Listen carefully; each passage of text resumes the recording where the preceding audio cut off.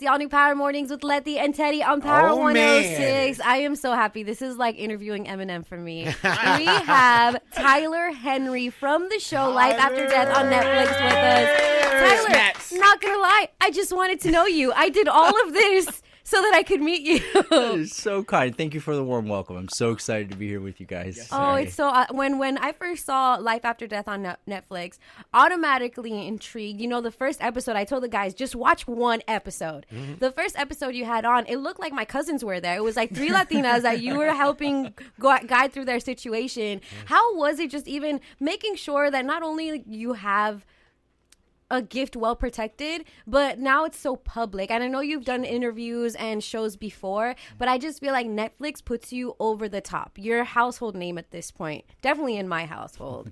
But how do you protect that energy that you bring? Well, you know, I feel so lucky to have such a good support system. The show really shows my mom, my partner, and really just that fundamental kind of basis of which I live my life. And I feel like if I didn't have them, I'd be a very different person. Yeah. My job, I think, with the nature of what I do, I get equated to what I can provide, as a lot of us can relate, right? Mm-hmm. We're known for our professions, our careers.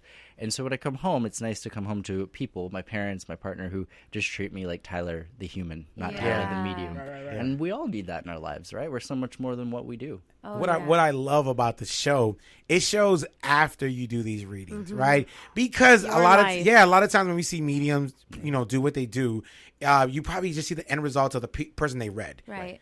But just like the energy that you walk out with, or the things that kind of linger with you, it really made me a different level of respect. Yeah. And it kind of humanizes you, right? Because you think like mediums are like otherworldly or something. You're just a regular guy that just has a gift. Was that your conscious decision? Is like, I want to portray this side because I feel like this side hasn't been shown? Absolutely. You know, my first show was Hollywood Medium on the E! Network, and I read over 200 celebrity clients. It was an amazing experience. Oh, yeah, you were popping because of that. It went 4 seasons, and it was great. But I think what was missing was that personal element, that kind of aspect of connection and humanity, and showing that, you know, I really do struggle through what I do. Right. And while I am an upbeat person, you know, this new show does show me crying and having some tough times and dealing with some very real emotions, which I think there's power in storytelling when we can honor what we are, who we are, where we're at. You never know who's going to be inspired by you honoring your truth. So that was really the goal of the show. And every human being can relate to that. Yeah. Like after work or whatever you do. Work gets exhausting. And people think that you just come and talk to them and it's fine. But that even takes a toll on Tyler. Absolutely. You know, I feel for moms too. I know moms is in the room. Moms, feel free to talk or not talk, but I just know that, for example, like I have a family. I have 3 boys, and my youngest son, I've always felt sensitive, right? My youngest son, I feel already coming into it. I felt guilt because it's something I have to deal with personally, right? Do you feel like mom had a certain, I don't know, feeling towards your gift too, of like this responsibility falls on her as well? Well, I would say she didn't know really what to do with it. My first kind of inclination that I had this ability was when I was 10 years old. And I basically just woke up one night and had this knowingness that my grandmother was going to die. Oh. And at the time, it was really confusing. It felt like a memory that hadn't happened yet. And I was really upset by what I was just feeling. And so I went into the room to try to explain this to my mom. And as I was explaining it, we were interrupted by her phone ringing. And she said, okay, hold on. She picked up the phone. And as she did, it was my dad on the other end calling her to tell her that my grandmother had literally just died in front of him. Wow. So that was really the catalyst. But, you know, when your 10-year-old has a moment like that, it's easy to just attribute that as being a one-off thing. Coincidence. Kids have, you know, big imaginations. So I think she didn't know what to do with it until it started happening repeatedly. And I'm really thankful. You know, she believed me. She cultivated that in a way that was appropriate. Right. You know, kids deserve to be kids, even if they have a talent. Right. And parents shouldn't be there trying to get their kid a TV show. And my mom was never that way. If anything, you know, my life just kind of organically went that direction. Yeah. Man. Now, do you believe that we all have this ability? It's just that you're able to tap into it on a different level. Do you think that that's... What do you feel about that? Because I feel like, because that's my belief. Yeah. But I'm not a professional. I just do radio. But I just believe we all carry that with us. But you're able to tap into it on a whole different level.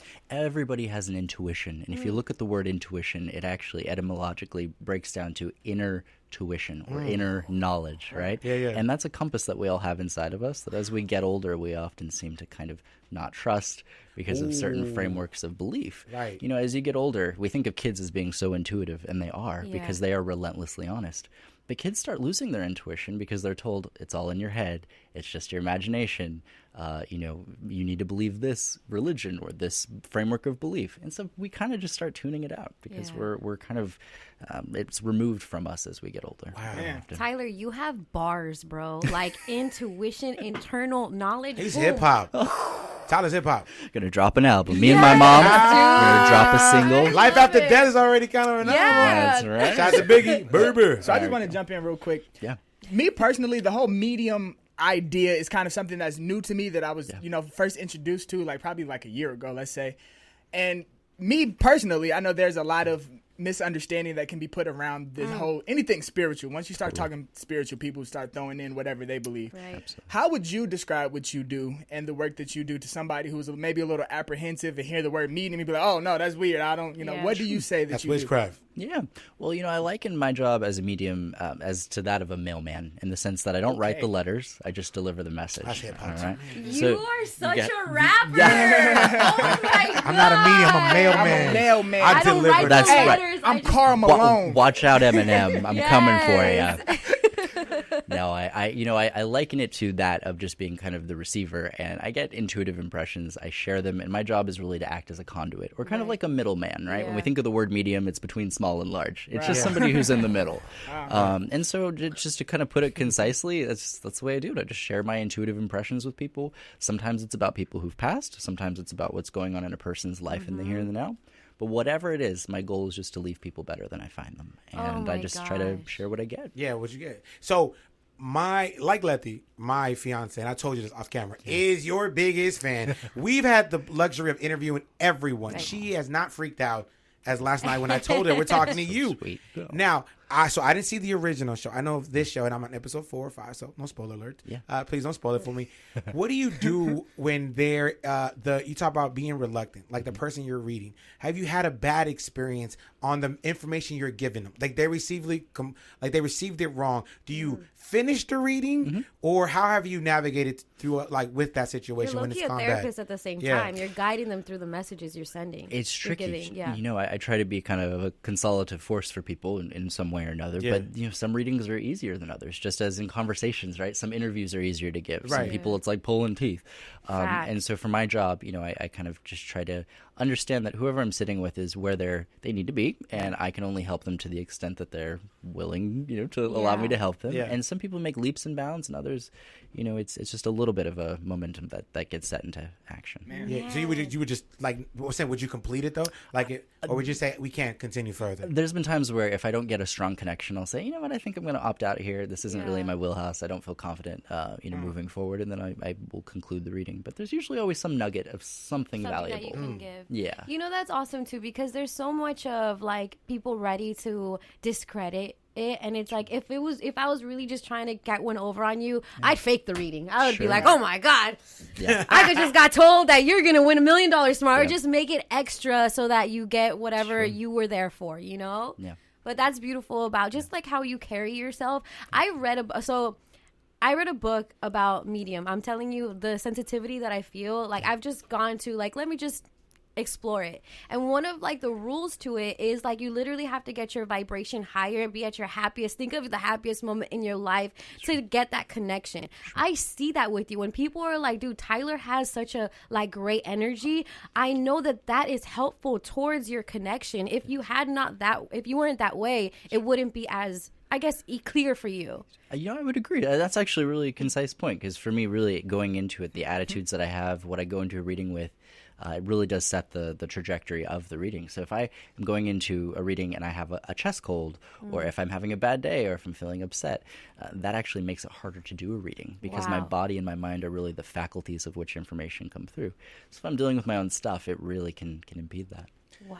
How do you differentiate the connective voice from your own voice? Because I'm sure it all comes through you. So how do you know that this is a thought that I thought versus no, this is something that the universe, that the higher forces are telling me and putting on me? Totally. So, a great question. I always say, my sixth sense uses the other five senses to communicate. When I do reading, sometimes I'll get a physical sensation that corresponds with how somebody died. Sometimes it'll feel like a song being stuck in my head, but it's like a memory is kind of the only way to describe it. And then other times I'll get smells, tastes, all of that. So it's very clear when I'm having, during a reading, an intuitive impression. It's very easy to tell the difference versus just like a daydream or whatever. But in my day-to-day life, it can be a little trickier if I'm not as connected. If I'm just at the supermarket and I have kind of an intrusive thought, I have to be like, is that psychic? Like, can you turn it off? Can you just be like, hey guys, not right now? So that's why I scribble. Scribbling allows me to kind of turn on and then turn off. Okay. And really? Scribbling is just basically a way of doodling. Nothing, it's not really about the scribbles themselves as much as it's the process. Yeah. It's just a way of kind of getting into an altered state of mind. There's a lot of pressure, a lot of expectation when I do a reading. So scribbling allows me to just kind of, in a funny way, tune out the person in front of me. Funny. And tune out the cameras and just tune in. I'm trying to decipher your scribbling and like on the show. I'm like, kind of like Marvel does Easter eggs and so I'm like, no, what is he trying? Where did he get that from? And I couldn't figure out why you were doing it. Yeah. And I'm like, you just frustrate me sometimes because I'm like, Tyler, tell me, get like, put me into your world. What do you see? Yes. Tell me. One thing that I saw on the show. Hi, Mom. Hi, Amazing mom. You were speaking about the first time you tried reading your mom, right? And trying to get into her past. Mm-hmm. And the first time you read her, like you kind of got an idea of something that might have happened to her in her past, and you stopped the reading. Mm-hmm. Like the fact that you had to stop it. Yeah. Is that the only time that you felt not uncomfortable but overwhelmed and you had to stop a reading? There have been other times where I've had to stop readings, but that was such a unique one because it was so close to home. Right. Reading family and friends is so different than reading a complete stranger. Oh, wow. Because with our friends and family and ourselves, we have biases. We have our own hopes and fears and goals and expectations. Yeah. And then reading a stranger, you don't really have a horse in their race. It's a lot easier to connect intuitively because I don't really have that emotional connection. Yeah. So in my mom's case, what I got, did give insight into something that had happened that was very traumatic. Right. And then that kind of gets into the nature of secrets and what we carry with us throughout our lives and the fact that from our relationship, I think it was difficult for her to keep certain things from me that maybe she wanted to protect me. Right. So we are extremely close, I think, not only because I'm an only child, but because we share a bond of just transparency. You guys are friends. And discovery. Yes. You guys are real friends. Yes. Oh, yeah, discovery as well. Discovery. Oh, yeah. Absolutely. One thing I would, without giving spoiler alerts away, is when you watch this show on Netflix, it is that discovery between you and your mom. She's a support system to you, but you're also a support system to her on a very deep journey that is necessary for all of us. We all have that like family tree that we don't even necessarily know or has done us a way that affects us to this day and can affect future generations, and you just made sure to make that trip to discover it and try to do as best with it as you could, Absolutely. Become better for it. Yes. Yeah. Now, do you have a name for your fandom? Because we would like to join. I'm just saying. That is so Tylettes? I've tried. It all sounds so terrible. It's like the Rockettes, right? Right. We're all going to kick our legs Hilarious. in unison. I don't. I felt like ghosties, but then I'm like, that's horrible. The ghosties. It got to be something fly because it's just different because like rappers have theirs and celebrities do, and I just feel like the medium groupies must be insane. Just not, but you know what I'm saying. Stop talking about me like that. I literally said I'm okay. He has a partner. I'm not going to try anything. I know, but see, not even like on a sexual tip or trying to date you. I mean, like really, like my wife. I hope it's not sexual with my wife. It better not be. You don't know. Tyler's a lady killer. What can I say over here? You say her name right now, I'll probably believe it. No woman is safe. Exactly. No, but you know what I'm talking about. Like they genuinely gravitate towards you, and that kind of love, and the people who follow you and love you. It's got to be special feeling. You don't do it like for anything else, but that must be special. Oh, it so is. I've had people who stop me at the supermarket, or I'll be going about my day, and they'll just burst into tears crying because the show is so much more than just readings. It represents to people the connection they have with their loved ones and just the idea that it's possible, and that is so humbling every single time. So I love to take time out of my day and just give people hugs. Do they try to slide paper and pen to you? Oh, like when you try to sign at the restaurant? Absolutely. They're like, here you go, you can scribble if you like. Oh, yeah. No, I do, but you have to be careful because you never know what comes out. Because, so typically, scribbling is how I connect. Takes about an hour, and there's a reason for that because it's really like a whole process. Yeah. I was at an IKEA once shopping, and a girl came up to me. She said, Tyler, I love you, and do you have any advice for me? And I never typically say anything, but I was like, your boyfriend, you could do a lot better. And I just looked at her, and she said, oh my God, we got in a fight this morning. I was like, take that as a sign. And then I just kind of kept walking. And wait, for real? Like for real. And I mean, I'm glad it made sense. Yes. But you got to be careful. You don't want to, introduce yourself into people's personal lives too much. But she asked. So. Man, you should start doing that. Go to the club, right? Yeah. See a girl, but hey, baby, your boyfriend? Yeah. You can do better than him. No. You can do better. Something's right here. Something is telling me right here. Right here, right. Tyler, is there a misconception about mediums that you, hate that you have to dispel? I would say one of the biggest ones is that mediums see dead people walking around. Mm-hmm. I don't see spirits walking around typically. It's not really how it works for me. If anything, I've just trained myself to kind of be hyper aware of changes that go on in my mind and my body. Wow. When I do a reading, I'm in a very deep state of meditation. The impressions I get are just that. They're impressions. I don't have people talking in my ear. I don't see your dead grandmother standing behind you, telling me your social security number. Right. It's very impression based and very interpretation based. And so it's actually a lot harder than it looks. Okay. I would say. I love that. To that same point of misunderstanding and misconceptions, and just everything that comes around with spirituality. I was actually watching a documentary just about pastors, and not likening you to a pastor, but just that spiritual journey. Sure. And people criticizing the fact that pastors profit off of their spiritual work and leading people spiritually. Yeah. How do you respond to some of the critics that may say, "Oh my, he's doing all of this work and getting paid for it. He got a Netflix show. He got all of this, all of this stuff," and criticize the fact that your job fight is. them. No, it's what is your response to stuff like that? Totally great question. I think when it comes to gifts, people think of mediums as gifted. I don't like that term because I think that it implies that a person is granted something and they have to put in no work to use it. Right. They owe it to the world to share it, and they are gifted. Yeah. It's not that way at all. If anything, I feel that what I have is an ability. It's required refinement and practice, much like how a painter paints or a basketball player practices. Yes. And I think that we all have gifts. Right? We have the gift of the gab. We have the gift of being able to maybe be athletic or to do this or that. Not us. My gift happens to be more of a spiritual one, which I feel is worthy of my time. And that's the thing. Our time is a currency as well, even beyond money. And so what we do with our time, I feel, is worthy often of compensation if it has value. Man, we go bars and again. To that point of practicing, you started off as a 10-year-old kid when you first got your first inclination. From that point on, what is some of the practices that you do to get better at becoming a medium? So I was a very strange child. I would go to the supermarket, to the mall with my kids. Dude. I love the market. I was hanging out there. Look, I grew up in Hanford, California. There's about 3 supermarkets, and that's about all there is to do. And it's the hot spot. Man, amusement parks almost. But Get some apples. I would people watch, and I would people watch with my friend, and I would actually share impressions with people. And so I'd walk up to people and say, "Hey, can I tell you something?" And just let me know if I'm right, and then I would share it with them. It even happened to a sandwich artist at a Subway. I told her the name. Did you call him a sandwich artist? Oh yeah, you got to give him due credit. What they do is a masterpiece. It is. Yes. You should know. Oh yeah, you are a nice guy. Sandwich artist. But I read her. I said, I'm getting this name, and I get the name Mary. And I feel like this person's connected to you, yada yada, and her mother had died, and it was a whole thing. But it was a good way of also teaching me how to have the courage to put yourself out there, right? There's always a risk of being wrong, and I think in life sometimes that courage is the hardest to demonstrate when it's needed most throughout our lives. And so I found as these readings went on, that my interest was really indication of my calling. And I think for all the listeners out here, keep that in mind. Your interests are indications of your calling, and just requires courage often to lean in. And so I love basketball. Right. I love football. Slow down. You know what I'm saying? Teddy. So maybe my calling is no. a referee. You didn't let me finish. Okay. No, it's to be on the radio talking about football and basketball. I know. But I will say, that's what I like about you. It's because it's not I think when people are reluctant or a little hesitant, it's because most of the mediums are people that say, first of all, they call themselves gifted. You don't do that. But they're overly over the top. Yeah, agreed. Jewelry or whatever. You're just a regular guy.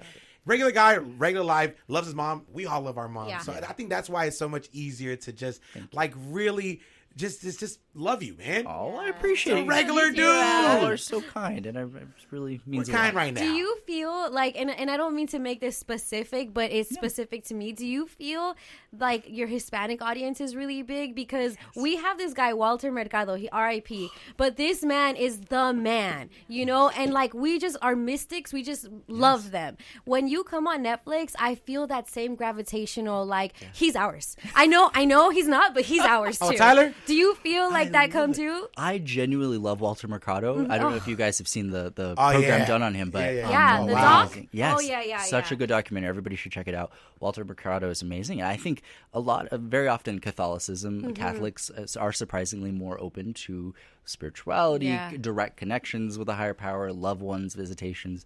And so I attribute that potentially as to why, there is a larger kind of Hispanic draw. But funny enough, Brazil is actually a medium hotspot. Oh, wow. And I didn't know that until I got into it. They actually have some statues dedicated to mediums in their hometowns. Wow. Very much a strong spiritualist community in Brazil. Have you made a trip down there? I haven't, but I got to go. And I'm hoping to do a show someday where I go to different places Ah. and explore different cultures. Season 2, maybe. Hey, That's right. If you need roadies, Come on now. We'll carry whatever bag you need. I'll carry your pen. You know what? I'll take all the help I can get. I'll be like, this is Tyler's pen, everybody. That's Okay? right. First class, please. you read Jeannie Buss. Yes. Lakers owner now. Lakers that owner. She took over Yeah. for her dad.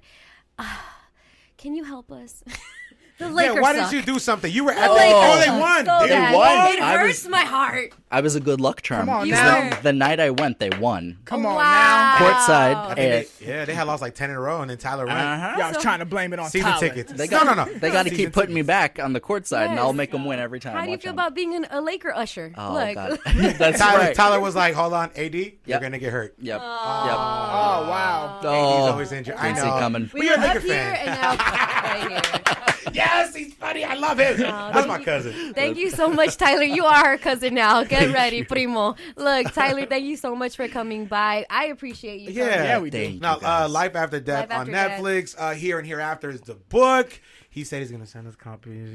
That's There is a right. book. No, because I'm new. Yeah. I'm new to the fandom, to the little, like the smalls. You're a medium. we're the smalls. The extra mediums. yeah, extra medium. Yes. Medium There's XL. a book. Yes, He- Here and Hereafter. It came out this month, and it's really just kind of about if the departed could do it differently, if they could do their lives over, what would they do? And that's kind of the premise of the book. I think we can learn from other people's mistakes, we can learn from other people's life lessons, and we want to live in such a way where we prevent future regret. Oh, I appreciate Hey, that look, so much. nobody going to ask you, Yeah. but I'm going to ask you. Oh, wow. You don't have to read nobody. Yeah. But do you feel anything in here? You know what? Come on, you act like y'all don't want to feel. No, I'm just saying. No reading, no thinking. Just gotta say, do you feel something? That's all you gotta say. Feel something. Is there something else here? Well, I actually feel like your wife. You know when you mentioned that. Oh, snap. I feel like I'm gonna need to talk to her. Uh-huh. In all honesty, because when you said about the book that she's a fan, I was like, I don't know. I feel like I'm gonna have to talk to her about some losses. Oh, So wow. I would like to set it up if you don't mind. Are you serious? Yeah, I'm dead serious. Dead serious. Get it? That was a pun. That was funny. That was shit. hilarious. Thank you very much. That was funny as shit. Yo, You said you better laugh, Mexican. Hey, you killing me, man. Thank you. Hey. Well, Oh hey, no, he loves puns. You got him started. We got Oh it. my They call me God. Big Pun. that's right. Oh. This is my guy.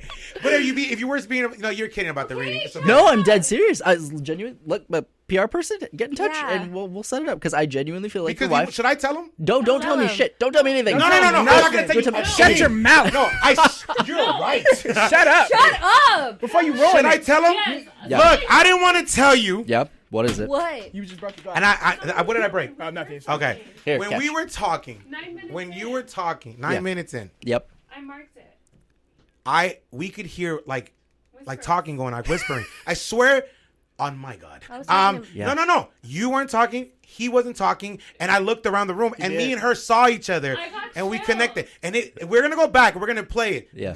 Let's see if we can play it for the like later on on the video. I'm that's- nervous. I'm sorry. Funny. Because we heard it and it We was locked real. eyes right We away. locked eyes. That's funny. And I even told Javen because I thought he was whispering, and then Letty talks to herself. So I was like, I'm telling you. she reads herself. We But work it out. we heard something. Yes. And I was like, I'm gonna let it go and just finish the interview. Oh, how funny. No, I genuinely mean it when I say I'd love to read your wife and we'll set it up. Wow. I'm gonna take that as As a compliment. not a not flirt. out. Right. That's right. No. Oh, yeah? Because I would love to read your mom. Read your wife. I would love to read it. I would too. Man, I don't know if you're a hugger. Read it like We're a gonna book. hug you. Yeah. Absolutely. I love this, man. This man is Thank you, awesome. guys. No, Tyler Henry, Netflix, Life After Death, not just a Biggie album. It is Come on also one of the Netflix shows you definitely need to check out. Thank you so much for coming by. Thank you Thanks. so much for having All me. New Power everybody. Mornings I with Letty and appreciate it. Teddy.